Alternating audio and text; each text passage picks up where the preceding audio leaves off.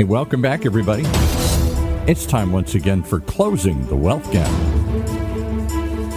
The one show, maybe the only show, that shows you how to close the wealth gap in your own life with the man who's done it for many, our wealth coach himself, Tyrone French. Hey, Tyrone. Hey, Mr. Paul Roberts. How are you doing today, sir? I am bright-eyed and bushy-tailed. I'm ready, as they say, for I got my notepad, I got my thinking cap on here, and I'm starting to wrap my head around that maybe if I listen to you and quit fighting this thing, maybe I could learn that I can have some kind of wealth too. Ordinary people ordinary wealth for everyday people. I'm starting to think it's possible. It is possible. And first of all, first thing I want to do is give a shout out to all of our listeners and our YouTube viewers. I just want to say thank you for listening in and the comments and the feedback that we're getting. And you guys, you inspire me to find topics that you're interested in, and not just things that we can have a podcast and things that we can just talk about, right? But things that's going to impact you and your family. That's the key. Directly. That's the key. For a long time, I know we all get frustrated. You don't think anybody's listening. If they are, they're not taking action. And I think we identified the problem, because an awful lot of people, they aspire to wealth. They just don't believe it's for them. Well, it goes back to even breaking down goals. Mm-hmm. A lot of people look at accumulating wealth or creating wealth, and they look at it as this huge task that they can never be able to, like this mountain that they can never scale. Exactly. And just like with goals, you have to break it down in bite-sized components. Yeah. How do you eat an elephant? Well, one bite at a time. One bite at a time. Exactly. So it's just everyday habitual things that wealthy people do on a consistent basis, to whereas you eventually get this thing called the compound effect. And all of a sudden, you've amassed this wealth that's generating income, where you have an income-producing asset. And then once you get to the point where that asset and that income stream is solidified, then you start another one. Yeah. And then you start another one. And then you start another one. Wouldn't that be wonderful? It's going to be wonderful. All right, so today we got some ordinary tips, some everyday steps. You're calling them the 7 steps to ordinary wealth for everyday people, not the unusual, the gifted, the smart, the lucky, the few, those born into it. This is for all of us. Well, let me tell you, people are looking at the jobs numbers right now, or the government's looking at the job reports. Right. And what a lot of people are saying is that, hey, the government passed this stimulus bill, and a lot of people are staying home from work because they're getting more money from the government versus going out there and trying to get a job. Hear it all the time. And Paul, guess what? That's not what's happening. No? Okay. Because that's the common theme. Hey, if we would stop the stimulus money, we'd get all these lazy bums off their butts and they'd go back to work. A lot of people in Washington are so disconnected that they wouldn't know. It's like going to the grocery store. A lot of them wouldn't even know how to get their own groceries at a grocery store. Do you remember years ago when George Bush was at the line? He was trying to scan the milk. Yeah, and he was in awe that there was a scanner for milk. Yeah, and a lot of these guys they couldn't even tell you what a gallon of milk cost.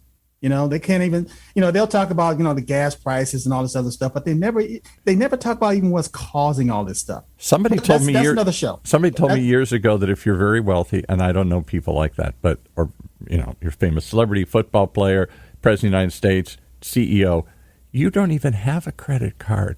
You do, but somebody carries it for you. Exactly. You show up, you got no cash. Does Jeff Bezos have $20 in his pocket? I don't know. Well, you know what? That's a pretty good analogy, because I keep $20 in my pocket. I mean, just for tip money. I do too. But here's the thing. Here's the thing, though. My point was that a lot of those people they're so disconnected. That's what I'm saying. Yeah, they don't. They float through life and say, "Why can't everybody do this?" Because they're extraordinary people. Maybe they were gifted, maybe they worked really hard, or maybe they just fell into something, because they were born in George Bush was born in a famous family and whatnot. Donald Trump's born in a famous family. There's a certain, you're ahead of the pack here. And I guess that's the assumption always, that wealth, as we think of it, is not for ordinary people. Well, let me give you an example of what's really going on with the job numbers. Yeah, please.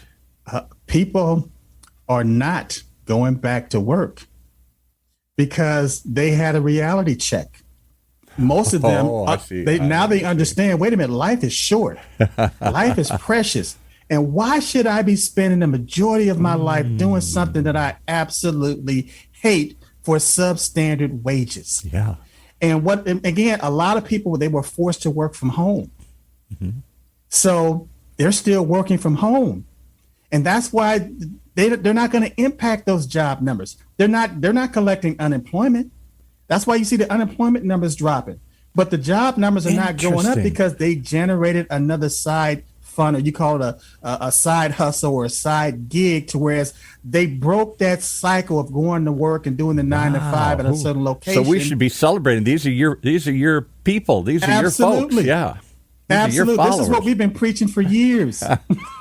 Except what we were saying is, start a side hustle or, put a business in place, become self-employed, but maintain your 9 to 5 because that's your blanket. That's your comfort level. Right. That's your stability. You got that check coming in, is guaranteed. It's coming in, but at the same time, pivot to whereas you start your own side business. You become your own boss. Well, COVID amplified that and pushed it up. Mm-hmm. And so it forced people to stay at home. Now, again, mothers, they're homeschooling their kids. The daycares were shut down, so we're taking care of their kids and everything. Mm-hmm. And we get into these modes of habit. So now the habit that people have developed is working from home. Yeah. And just like any habit, it's hard to break. I'll tell you another habit that's going to be hard to, and it was hard to get anybody to believe this, is what we're doing right now.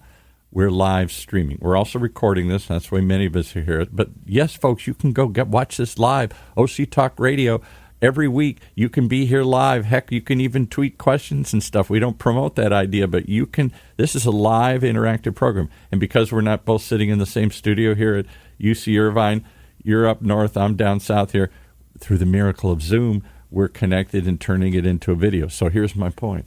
A lot of people are creating side hustles, doing things online from home. I'll show you how to cook. I'll show you how to do something. We'll have a fun gathering.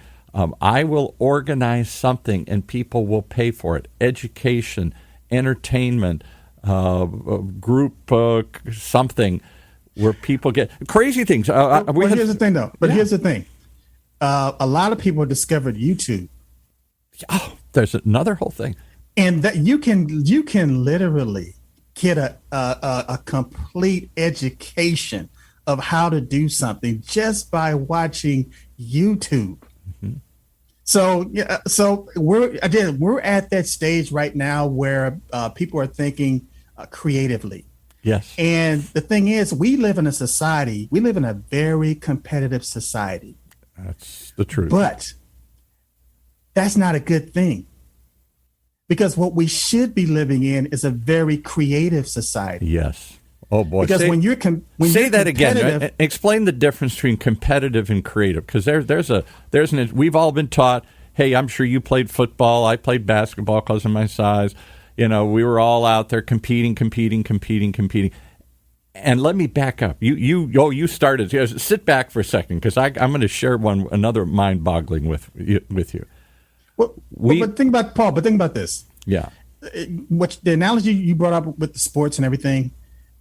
There's always a winner and there's always a loser in that scenario. There's always a winner and there's a loser. So what you're doing is you're competing. You're trying to take what the other person has.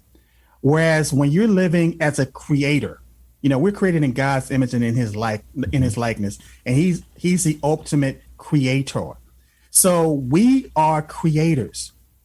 We have a divine gift and a divine right to create.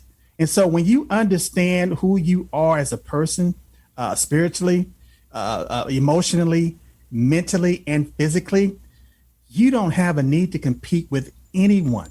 Wow, you are going to a higher plane, my friend, here. You don't have a need to try to take anything from anyone else. It's like, in the Bible, they have the 10 Commandments. And, in the New Testament, it's like, love the Lord your God with all your heart, all your soul, all your mind, all your strength, and love your neighbor as yourself, which we call the golden rule. If we truly live by that, we would understand that we can't do anything to anyone else without doing it to ourselves first. And you stumble onto you're hitting so many things. I could stop you 100 times here, but talk about this one. Do you follow the law of abundance? Is there plenty, and we need more? We just go grow more crops, start more businesses, create more stuff. Whatever we need, we create, or do we live in a world of scarcity? And then I got to take it from you because there's only one, and you got it, and I want it.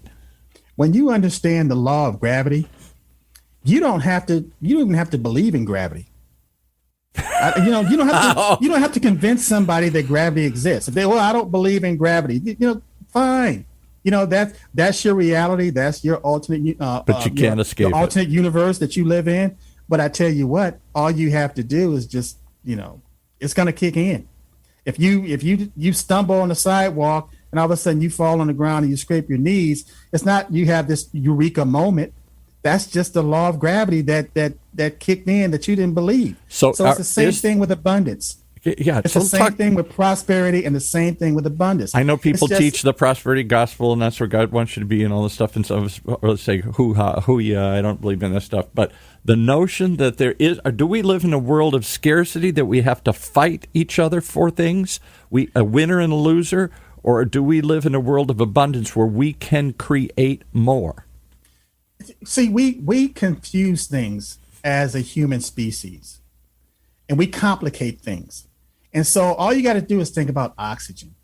Okay, oxygen. Now you Is oxygen or air? Is there a scarcity for air and oxygen? No. On this level? No. As a matter of fact, you don't even think about it. Yeah. You just benefit from it every single day that you're alive on this planet. But most of us feel like we're choking all the time here. I mean, choking in, I'm up to here in debt. I'm choking in responsibility. I can't get ahead. Fast as I run, I fall behind with this notion that we are always losing. But my point is, that's a scarcity mentality. Right. A lot of people will fall into that groove because they're actually competing with other people. And they're taking on more responsibilities and they're taking on more debt than they should naturally do based on their circumstances. If they would read their own tea leaves, meaning that if they would sit down and do a statement of cash, a cash flow statement, or do a net worth statement, and it would tell them exactly where they are financially. And so when you look at your financial situation and you look at somebody else's situation, you automatically, a bell should go off in your head. Ding, ding, ding, ding, ding. I don't have the resources to live that lifestyle. It may look good. I probably want to aspire to do those things. Right. But right now, this is where I am. And so credit gives people that false illusion of wealth. Yes. But with any bubble, there comes a day of reckoning, whereas, you either got to pay it or you're ruined by it. And that's why they call it credit. It's really debt. And when you really break it down, it's bondage. But nobody wants to go into bondage. No. And people try to stay away from debt. So credit is more palatable. It's more acceptable term that people will kind of, gravitate. Do you want a debt card? No, I want a credit card. Do you want a bondage card? Here, do you want a heroin addiction card here? No, I want something positive. I don't want something that's going to enslave me, that's going to tie me down, that's going to ruin me, that's going to bury me in debt. Well, it's just like the term life insurance. I mean, nobody wants to buy life insurance. But if you ask somebody, hey, do you want to have a policy or contract in place that will protect your loved one's income in case, something happens to them? Oh, yeah, absolutely. Yeah, right. Absolutely. So we live in this world where things, again, are so competitive, where if we just kind of, did a 180-degree phase shift and began to see that we're creators, and that we can create the lifestyle and the reality that we want, then everything becomes balanced.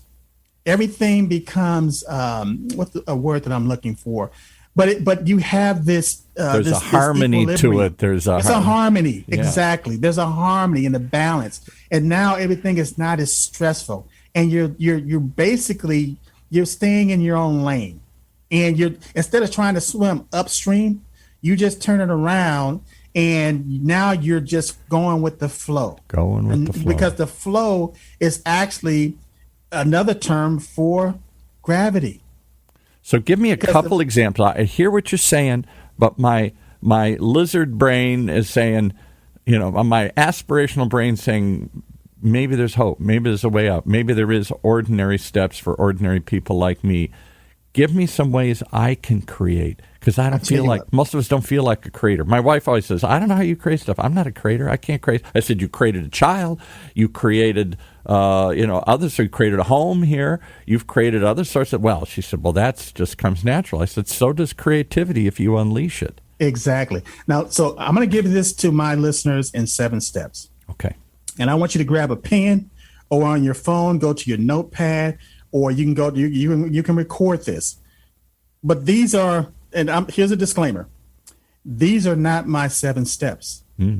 These are steps that I discovered on my path and on my journey to enlightenment based on you're walking this path and you realize, hey, I just took 7 steps here. These are the 7 ways to climb this mountain.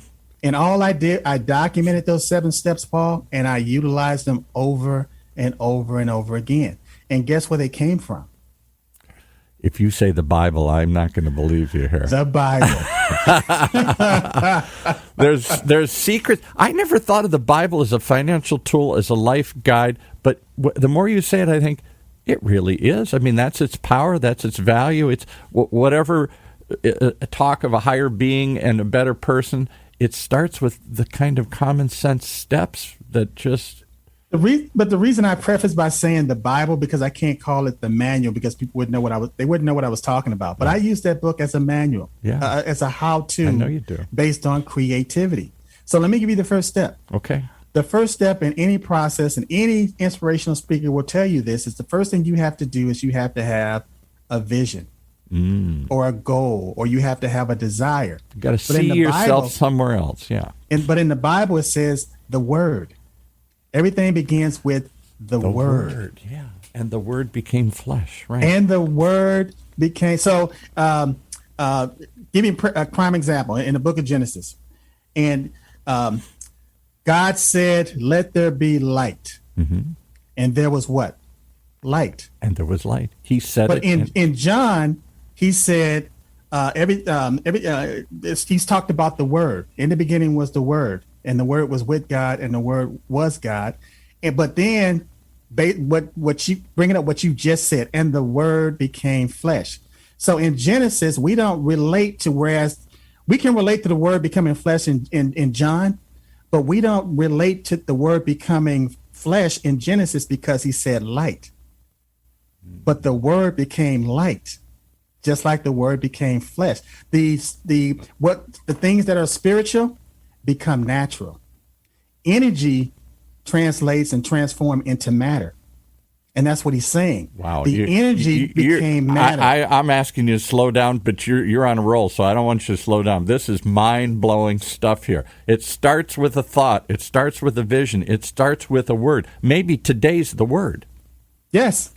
Yes. I mean that what you just said is prophetic, because today is the word. Yeah. Because yesterday doesn't exist. And tomorrow is just a fantasy. The only thing that we will ever have is today, which is created by the Word. Wow. And so, like I said, every motivational speaker, every teacher understands, based on it, as far as achievement, it has to start out with a vision, with a goal, but it start out with that word. Right. And then you have to hear that word. Because, see, the word is wisdom. But you have to be able to hear it. Mm-hmm. And once you've heard that word, then the next step this is a choice. Then you have to believe it. That's the one we've been hung up with now for the last while. I think that we kept going round and round. We'd even talk offline and say, I'm talking about this. What is it people don't get? They hear it. I preach it, I teach it, they hear it, and I said, because I don't think they believe it. Believing it. And so, but that's a choice. And we call it faith. The Right. just shall live by faith. I'll give you another example. Faith is the substance of things hoped for, the evidence of things not seen. That's the key. It's a you transform what you see. I don't see this in my life. I don't see heaven. I don't see a future for me. I don't see a way out of this hole. And so Paul, faith is that leap above that says yes. Faith is the belief based on the word that is not seen. It starts out with the word. Yeah. Then you hear Then that you hear it. word, and the faith is the substance of things hoped for, because once you hear it, you begin to hope for that thing that you just heard, and the faith is the belief. So of why it. could we have faith in God but not faith in ourselves? Because it's a maturing process. It's a journey that you're on. Why do we have faith in the government's going to take care of me? Why do I have faith in my parents are going to take? I have faith in others who are going to help me. But do I have faith in myself that I can help myself? That's where we fall short so But often. Paul, it begins with yourself, and that's the spiritual journey. Once you course. understand that everything is generating and emanating from it within you, then it's easy to have faith. It's easy to believe, because again, at that point, you're that creator. But I'm not the center of the world. I'm the world is against me. I was born poor. I was born a certain look or type or whatever. I got problems. Don't you understand? There's nothing I can do. I am not in charge Paul, of my own again, life. That's your stuff. That's all your stuff that you put in front of you. To like, what you're doing is you're barricading this door. Yeah. And behind the door is your faith. And you're trying to do everything that you can to stop truth from coming in, to activate that faith by saying, I can't do this. What if the government? You're looking at all these external things outside instead of turning around and looking towards the inside as far as who you are. I'll give you an example. In the Bible, there's a scripture that says, faith comes by hearing, and hearing by the word of God. Wait a minute, I didn't hear that. What did you say here? No. Faith comes by hearing, and hearing by the word of God. So remember, we said everything starts out with the word, Yeah. which is the first step, and then you have to hear it, which is the second step, and then you have to believe it.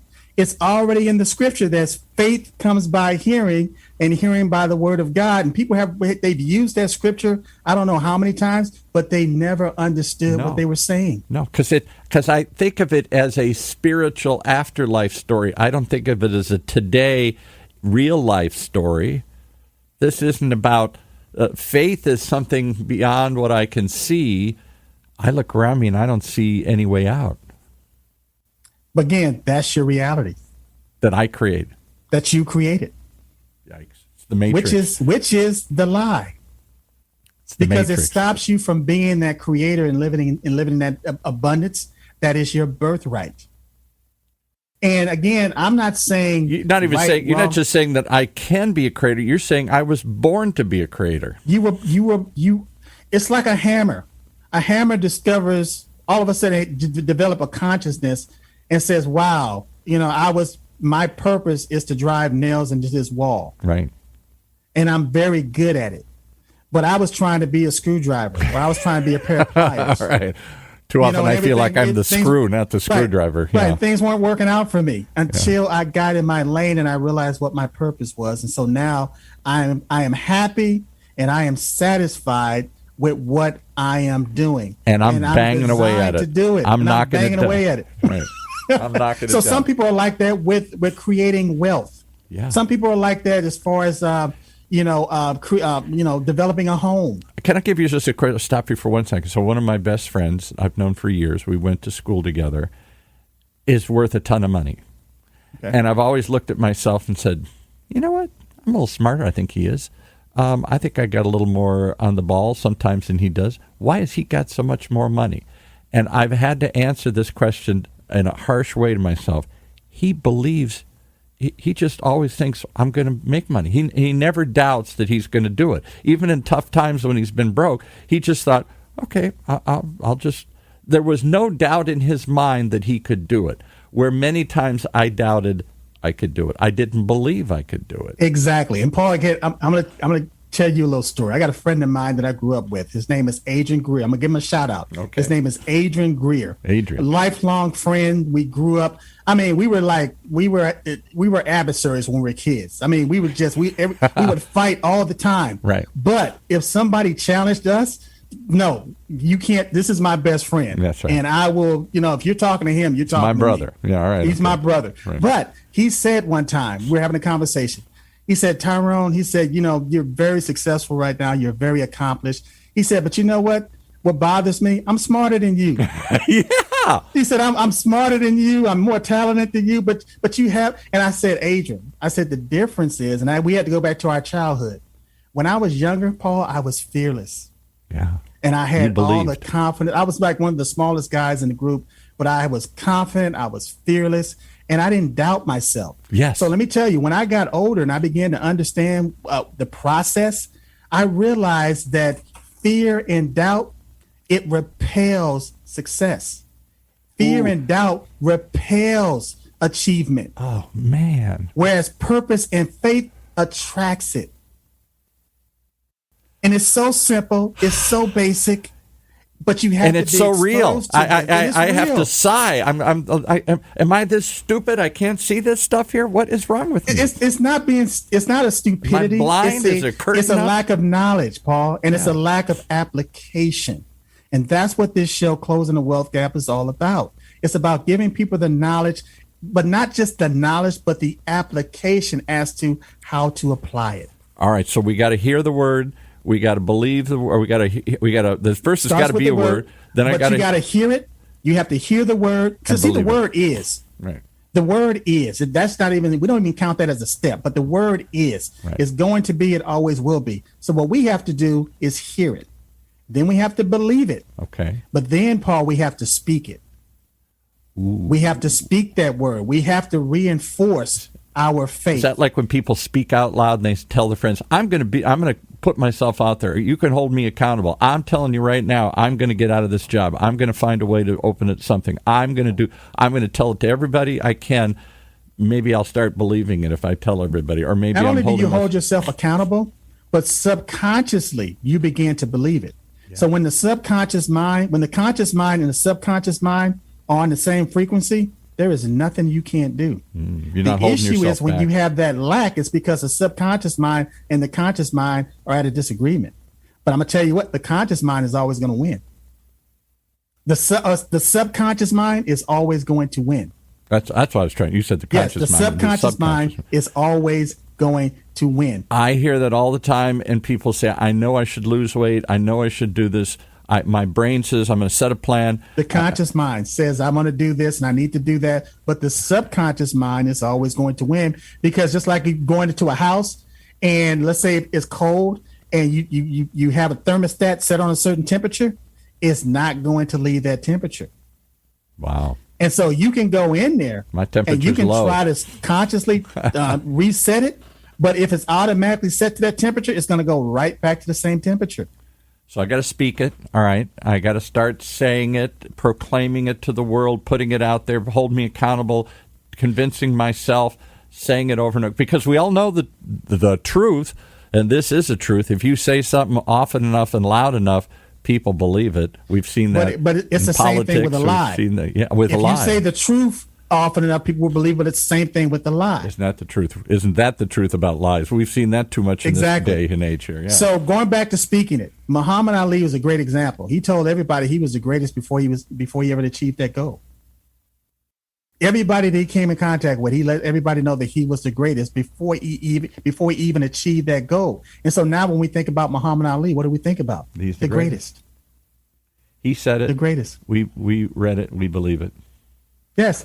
So once you speak that word, then you have to apply it. Then you have to act on it. And go. This is where people miss they can have mentally, they can be mental giants, but it doesn't doesn't work until you have that physical activity working together. My dad used to groan and moan, came out of the Great Depression. I'm a child of the 60s, an aging baby boomer. Who am I? Where am I going? What's going to make me happy? Endlessly analyzing, endlessly thinking about it. He said, why don't you just get up and go get a job? Go get it. Just go get it. Quit talking about it. Get it.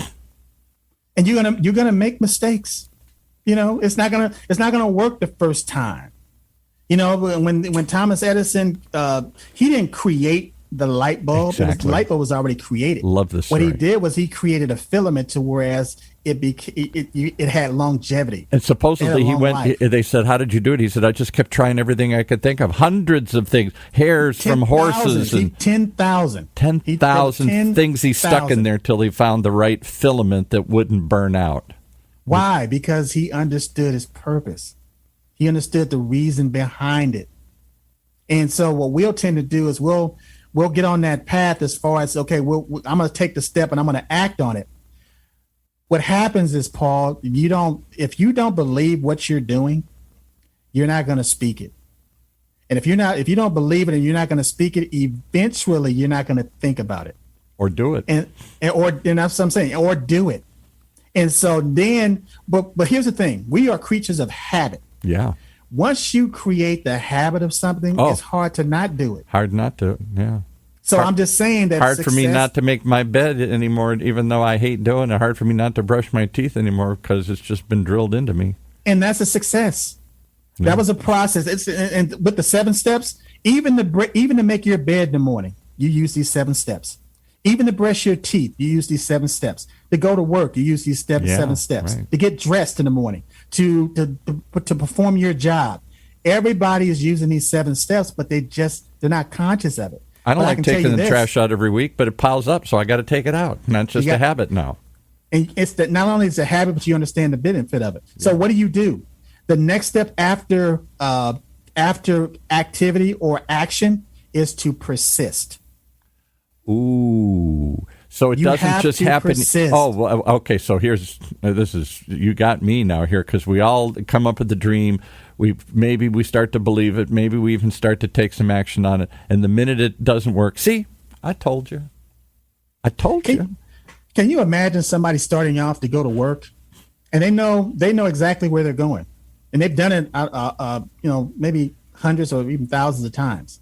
But imagine the first time out, they started out to go to work in their car, and halfway between the trip they stopped. If you did that going to work, you'd get fired. Yeah. Can you think about the time where maybe somebody decided they wanted to lose weight, but halfway through the process, because they didn't see anything physically, but internally, all the things were going on for them to lose weight, and all of a sudden they stopped because they did not persist. When you see people that are achieving their goals, they're hitting these 7 steps every single time. And one of the crucial steps is after you get into action, you have to persist until that thing manifests. So I used to argue with my daughter all the time, and she'd say, we work in a math problem or some science problem. And she'd say, doesn't work. I'd say, what's the next step? Well, I quit. Doesn't work. I give up. I said, go back and go through it again. I already went through it all. It doesn't work. Then go through it 100 more times till you figure out what you're missing. Exactly. You don't. Quitting isn't the answer. Giving up isn't. There's a solution there. Just because you can't see it right now doesn't mean there isn't one there. The reason people tend to quit is because they don't count the cost. They don't see the cost associated with quitting. But it's more expensive. It's more expensive in the United States to quit and to live in poverty than it is to be wealthy. So wait a minute, but quitting seems so easy all the time. I'm out there trying to make the football team, and it's hard. It's just easy to quit. I've heard this saying that if it were easy to do, more people would do it. Yeah, right. Everybody do it. And the reason being is because there's only a few amount of people that's willing to persist past that pain. Yeah. I'll give you an example. When I was in the Army, And You were in the Army before you were in the Navy? I was in the Army after the Navy. Oh, okay. So when I see the Army-Navy game, I'm conflicted. Okay.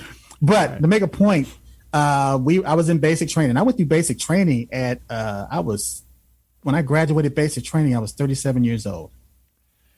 You got to talk about this more. You went through all this years in the Navy, and then you quit, and you went through it again in another service. That'll be another show. Are you nuts? Again, this patriotic thing sometimes would pop up inside of me, and I would just, But anyway, make a long story short, we're in basic training, and I'm 36 years old, and these guys can't believe that this 36-year-old man is smoking these kids. As far as I'm keeping up with them. Matter of fact, I'm leading them. I was a squad leader, the whole 9 yards. I didn't want to run the company because I wanted another younger guy to run the company, and I would support them. And that's what I did. I took that support position. Anyway, make a long story short, drill instructor came in. He was upset about something. And what they wanted to do was they wanted to PT the company. And what I mean is physical training. Right. And you're constantly going through this physical training to make you stronger. But they use it as a form of discipline. So the bottom line is, we were out there. We had our weapons in our hand, and we're doing like jumping jacks with the weapon. And we're in the barracks, and the windows are closed, and it's burning up. And we're doing these jumping jacks with the weapons, and we're drenched with sweat. Now, Paul, my face was sweating.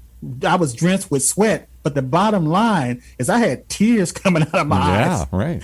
Because again, at 36 years, this was hard. Yeah. But Paul, let me tell you what happened. There was a time during the exercise and during the drill that the pain went away.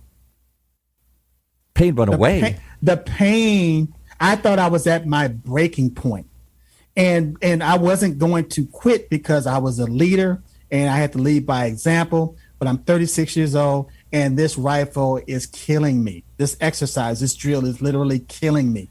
And it was so painful. And the thought was like, give up, just stop. Yeah. And all of a sudden, Paul, I kept going, and the pain literally went away. People say that it's like the runner's high. They push through the pain. And at some point, you go from pain to ecstasy. Exactly. And the ecstasy, the euphoria that I felt, I could have done that drill all day long. So my point is, you'll get to the point where you're into activity and you're persisting. You're persisting, and you think that you're not going to manifest, but all of a sudden you break through this barrier, like a sound barrier. We tried to break the sound barrier for I don't know how long. Because running the 4-minute mile, nobody could do that. The 4-minute mile, movie, the Chariots of Fire, climbing scaling Mount Everest. Yeah, things that seemed impossible. Could do it. Until that first person did it, then it became a norm. Let's wrap this up. I got to wrap you up because we got your friend coming in today here doing another show after this. And the last step, Paul, is once you've manifested your goal, the last step is that you have to rest. Really? You have to rest. That is your recreation. If you break that word down, recreation, it really means recreate. Wow, because rest is not usually in the process. Get your butt up and keep going, and then you burn out and you give up again. But that's my whole point. We have to redefine some of the terms that we thought we understood, because you can't do anything without rest. Yeah, nothing happens without rest. I'll give you an example. Music. What would music sound like if there was no rest between between the instruments and the tones? One common. You would have no space. Right. And you know what space is? No. Space is rest. That's a whole different topic. But the space is the rest. Because without the space, you wouldn't have that. Without the rest, you wouldn't have that space. It wouldn't be there. It wouldn't exist. I got to take a rest. You have so worn me out. I am sweating. You put me through a mental workout, a reevaluation of myself, a hard look and say, who's holding you back, buddy? Is it this and them and those, or is it me? Self. It's always I think it was Aristotle. I'm not familiar who said this, but to thine own self be true. Right. And it must follow us the night to day. Thou cannot be what is it? To thine own self be true. That's all I and remember. it must follow as the ninth of day, then thou cannot be false to anyone. So the first and greatest victory is to conquer self. And you know what gives me even more hope is that if you can't somehow climb, you see the mountain, you now understand the steps to go up the hill, it gets hard, you want to quit, you don't believe, you don't want to persist, et cetera, et cetera.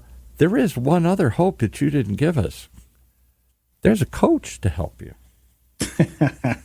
Well, actually, the coach is off his game today as far as his. The coach is on today. Here's the thing. It was Shakespeare. Shakespeare said, "To thine own self be true." Yes, right. Okay. But it was Aristotle that said the first and greatest victory is to conquer self. Yeah. Or Socrates. The first. No, it was Aristotle. The first. They were like back and forth. Aristotle and Socrates. One was the student of the other, right? Exactly.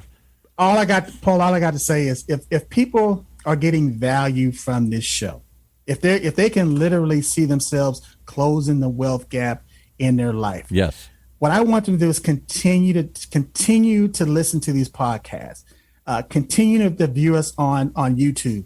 And in the beginning, you may not see any change, but if you have the desire and you're using these 7 steps and you're doing it consistently, I can almost guarantee you that you will begin to see the change in your life. And it's going to start out small. It's going to start out as baby steps. Right. If you look at a baby, and then you see that baby that's so determined to walk, but they're falling. They're trying to all the time. Oh, but you got to let the baby go through that process, right? Because that's how they learn how to walk. Yeah. Well, we love you even when you fall and you fail. We're here to help pick you up. How do they get a hold of you? Give us some way to give us the step to take today and how to reach you. All I want you to do is download my free app. You're just gonna text Tyrone French to 36260.